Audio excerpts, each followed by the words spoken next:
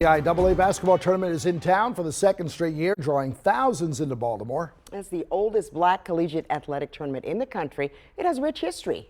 WMAR2 News' Sean Stepner takes a closer look at the league for us tonight. The CIAA. It's more than your average college sports conference.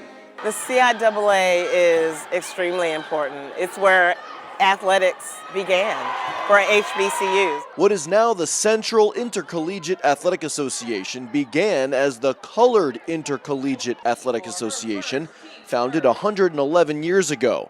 Well, the conference was started in 1912 because of discrimination, the ability not to play with the white conferences and being shut out. So the African Americans gathered around themselves and said, look, we need to start something on our own, not just for athletics, but for education as well. A collection of historically black colleges and universities that has stood the test of time. We're the first HBCU conference to be established in 1912. We're incorporated in Washington, D.C. The founding members were at Hampton University, Howard, which is right down the street, Lincoln University up the street, Shaw University, the first HBCU in the South, and Virginia Union in Virginia.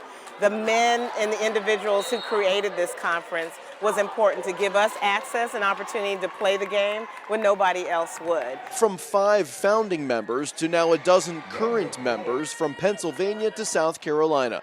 They compete within the Division II level of the NCAA. Bowie State is a current member of the CIAA, joining in 1979. Former CIAA members include Morgan State from 1929 through 1970, and University of Maryland Eastern Shore from 1954 through 1970. CIAA Commissioner Jackie McWilliams is proud of what her conference stands for and proud of the history she has made in her role leading it. I was the first African American woman to ever sit in the seat of a commissioner across all Division I, II, and III. The opportunity to have the platform and the voice where I am has opened up doors and created space for other women that look like me. So I hope that these young people here in Baltimore at our institutions can really see what they want to be. McWilliams says the CIAA tournament in Baltimore isn't only about the hoops, it's a celebration for all HBCUs. It means everything. It's a big HBCU homecoming for the world. An experience to be had on and off the court. What we say, we do 3 things. We eat, we party, and we play basketball. That's what the CIAA experience is all about.